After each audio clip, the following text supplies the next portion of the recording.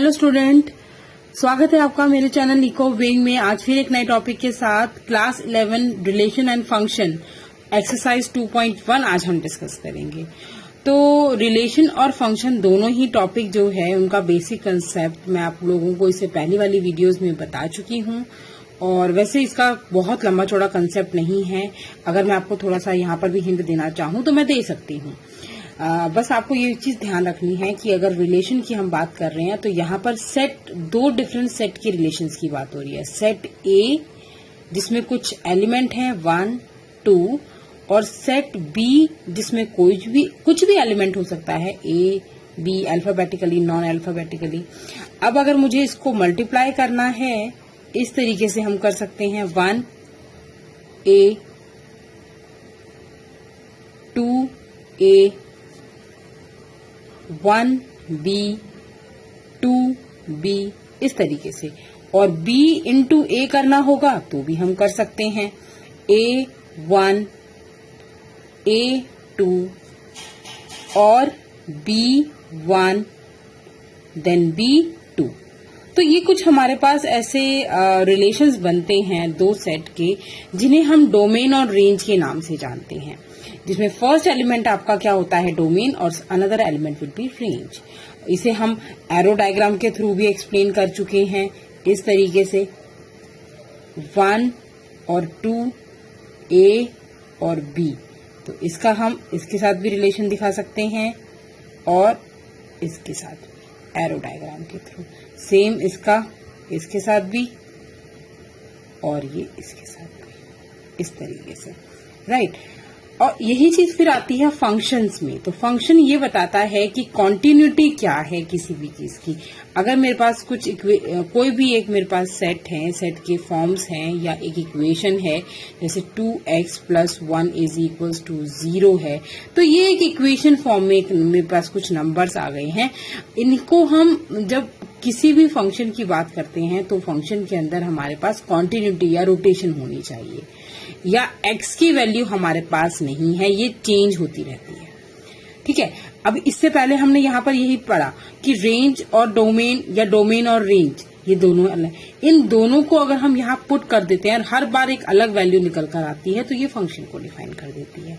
जैसे कि यहाँ पर x की वैल्यू अगर मैं 1 ले लेती हूँ, इसी 1 को यहाँ पर रख देती हूँ तो वैल्यू हमारी कुछ इस तरीके से होगी 3, और यही x की वैल्यू चेंज होती रहती है और या y की वैल्यू डोमेन चेंज होगा तो उसका रिफ्लेक्शन जरूर पड़ेगा। तो ये फंक्शन है कुल मिलाकर। इसे हम डायग्राम के थ्रू भी एक्सप्लेन कर सकते हैं, जैसे 1 2 3 -1 इस तरीके से कोई भी हमारे पास नंबर्स हैं, कुछ भी है। तो अगर मैंने किसी भी इक्वेशन के अंदर या कहीं पर भी डोमेन चेंज कर दिया, 2x + 3 है तो x की वैल्यू जैसे जैसे मैंने चेंज कर दूंगी तो यहाँ पर इसका जो फर्क आएगा वो इसकी रेंज पर आएगा।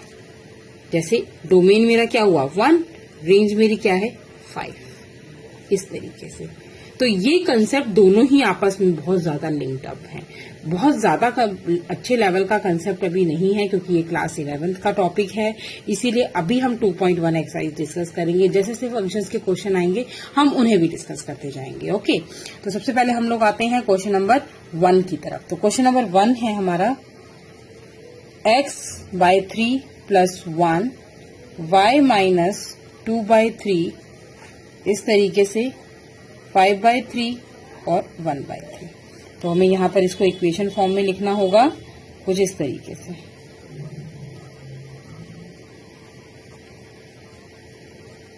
(5/3) हमने किया, -1 हम यहाँ कर देंगे, x3 = हम यहाँ पर इसका एलसीएम ले लेते हैं। ये आपका आ गया 5 - 3, राइट। x/3 = 2/3। तो अब आगे हम इसको सॉल्व करेंगे तो 3x = 6, x = 2 वैल्यू आ गई हमारे पास। सेम ऐसे ही हम y - 2/3 = 1/3 है तो y = 1/3 + 2/3 है, y = 3, ये भी हमारी वैल्यू 1 + 2 3 ही हो जाएगी। तो y = 1। तो इस तरीके से हमारे पास x और y की वैल्यू आ गई। तो और इसके बाद है आपका क्वेश्चन नंबर जो 2 है, वो उसके अंदर कुछ सेट गिवन है। सेट ए के अंदर 3 एलिमेंट्स हैं, ऐसा क्वेश्चन कह रहा है। और जो बी सेट है उसमें 3, 4 और 5 हैं एलिमेंट्स। और क्वेश्चन ये है कि फाइंड द नंबर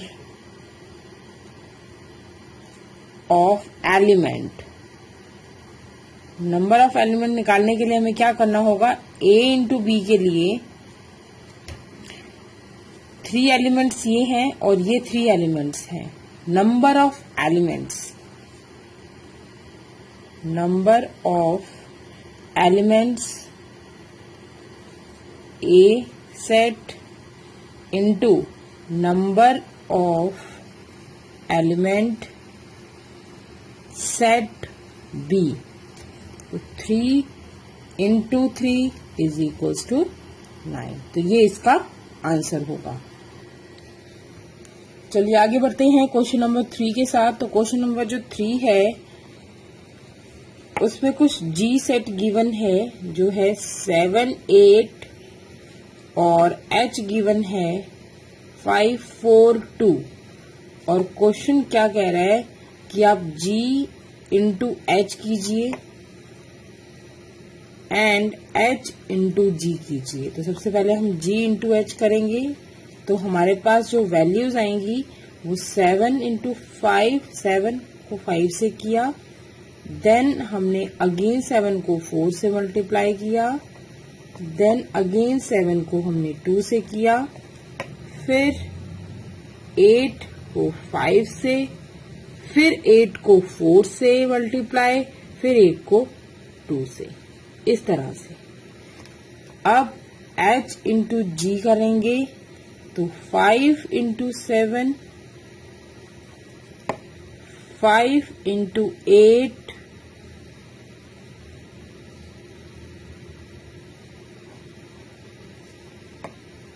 फिर अगेन 4 इंटू 7,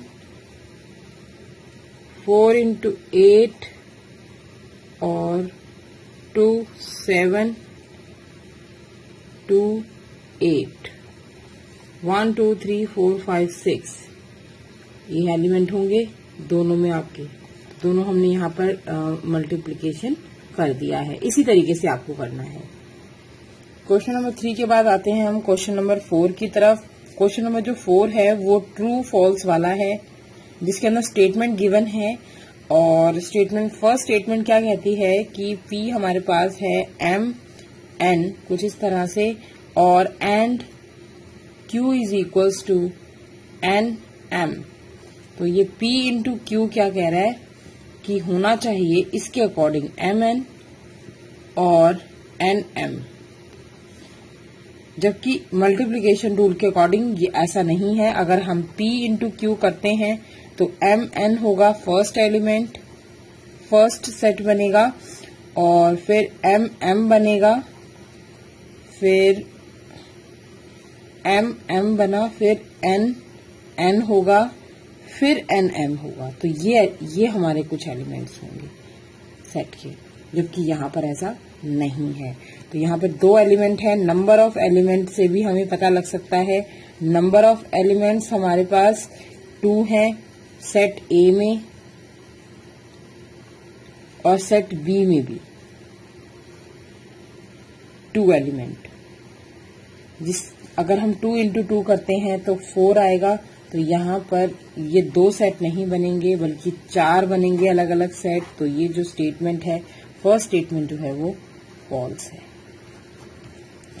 और सेकंड स्टेटमेंट क्या है, if A and B are non empty set, यानी कि उनके अंदर कोई ना कोई सेट है और उनका पेयर जो बन रहा है वो आपका बने x belongs to A and y belongs to B होगा, तो ये स्टेटमेंट ट्रू है। यहाँ पर क्लासिफिकेशन ज्यादा है नहीं क्योंकि नॉन एम्प्टी सेट है, कोई ना कोई होगा। तो order of pair X Y, X B A को भी बिलोंग करेगा, वाई बी को भी बिलोंग करेगा, सिंपल है ये।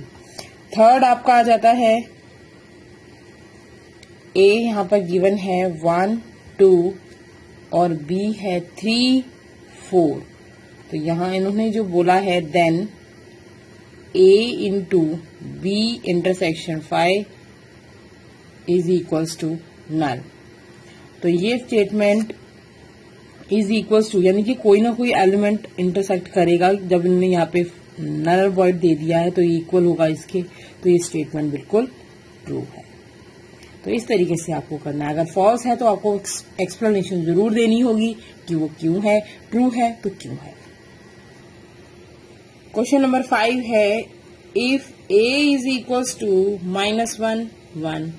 तो फाइंड करना है हमें यहाँ पर a इंटू ए हमें इस तरीके से करना है। तो सबसे पहले हम क्या करेंगे, a इंटू ए करेंगे। a इंटू ए के लिए यहाँ पर -1 a का ही a के अंदर एलिमेंट है -1 1 राइट। इसी को ही जब मुझे सेम एलिमेंट से मल्टीप्लाई करना होगा तो आपको इस तरीके से यहाँ पे रफ में बना लेना है। -1 होगा ऐसे, और अगेन अगला एलिमेंट -1 +1, फिर आपका +1 और -1, फिर +1 और पॉजिटिव, ये 4 एलिमेंट बने। अब a into A in elements को आगे अगेन आपको मल्टीप्लाई करना है। तो -1 फिर -1 1 फिर -1 1 और -1, इस तरीके से आपको करना है। ये मैंने आपको एक बार करके दिखाया है। नेक्स्ट टर्म के लिए आप अपने हिसाब से खुद भी कर सकते हैं।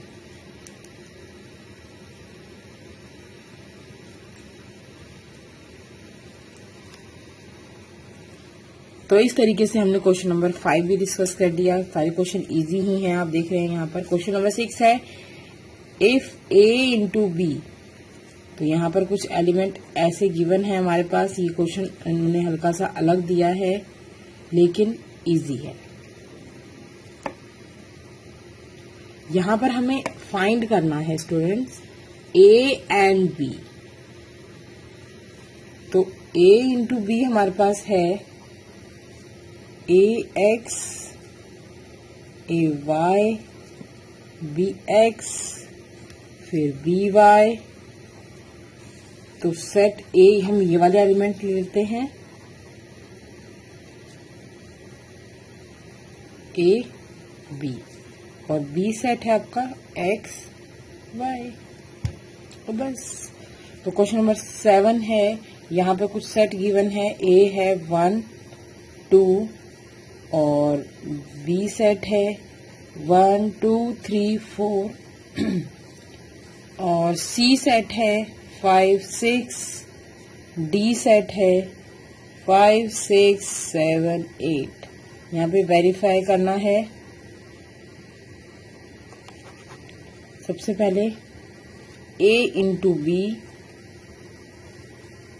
Intersection c is equals to a into B intersection a into c।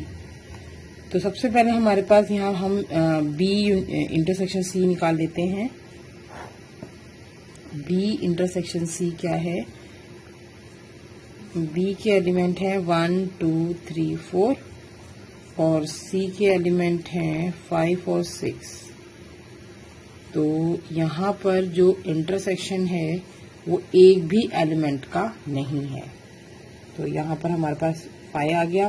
तो a into B intersection c जो होगा हमारा वो 1 2 इंटू 5 इज इक्वल्स टू 0 ऐसे होगा। और अब हम a इंटू बी के लिए पूरी स्टेटमेंट देंगे 1 1 1 2 फिर 1 3 फिर 1 4 फिर 1 2 1 सॉरी क्योंकि 2 को करेंगे अब 1। हम a के एलिमेंट से यहाँ पर मैं लिख देती हूँ, दोबारा से कंफ्यूज आप हो जाओगे। 1 2 3 से कर देते हैं, तभी हमने यहाँ पर 1 2 और 3 दिया है राइट। 2 1 2 2 2 3 और 2 4 इस तरह से। फिर A इंटू C करेंगे तो 1 5 1 6 2 5 2 6। तो ये स्टेटमेंट हमारे पास आ जाती है A into B intersection A into C is equal to none and void. दोनों इक्वेशन हमारी सही प्रूफ हो जाती हैं। इस तरह से हमें ये क्वेश्चन करने हैं। क्वेश्चन नंबर 7 का सेकंड पार्ट है A into C is a subset of B into D. तो पहले हमें A इंटू सी लेना होगा। क्वेश्चन नंबर 8 है A सेट गिवन है 1 और 2 और B सेट है 3 4। यहां पर वो कह रहा है कि पहले आप लिखिए राइट A इंटू बी। तो A इंटू बी आप आराम से लिख सकते हैं 1 3 फिर 1 4 फिर 2 3 फिर 2 4। उसके बाद नंबर ऑफ एलिमेंट कितने हैं हो गए आपके A into B is equals to 4 हो गए, यानी कि 2 आपके यहाँ पर एलिमेंट हैं और पावर में आपका 4, तो 2 की पावर 4। देयरफॉर आप लिखेंगे यहाँ पर therefore number of subset of A into B is equals to 2 की पावर 4 यानी कि 16। अब आप बनाकर देख सकते हैं ये 16 ही एलिमेंट होंगे। तो इस तरीके से हमने क्वेश्चन नंबर 8 भी सॉल्व कर लिया। तो क्वेश्चन नंबर 9 कुछ इस तरह से है। एक सेट है यहाँ पर 3 और B दे रखा है 2। तो ये कह रहा है कि इफ x1 y2 और z1 are in A into B, कुछ इस तरीके से। तो यहाँ पर हमारा इसका सॉल्यूशन जो होगा वो हमें एक तरह से हमें A और इंटू बी यहाँ पर अलग तरीके से फाइंड करना है, राइट।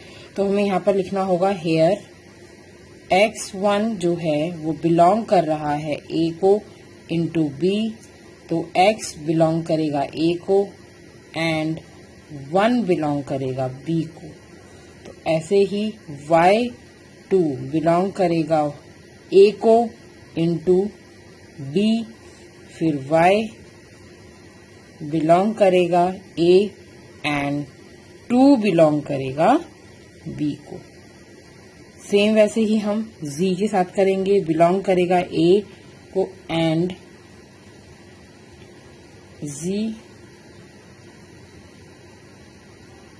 और 1 जो है बिलोंग करेगा B को। But it is given that A is equals to 3 और B इज इक्वल्स टू 2। तो A हो जाता है सेट हमारा x y z और B सेट हो जाता है 1 2, इस तरह से।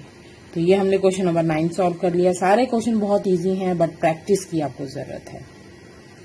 अभी तक हमने क्वेश्चन नंबर 1 से लेकर 9 तक किए हैं। क्वेश्चन नंबर 10 जो है वो आप प्रैक्टिस कीजिए क्योंकि वो भी सेम ही है।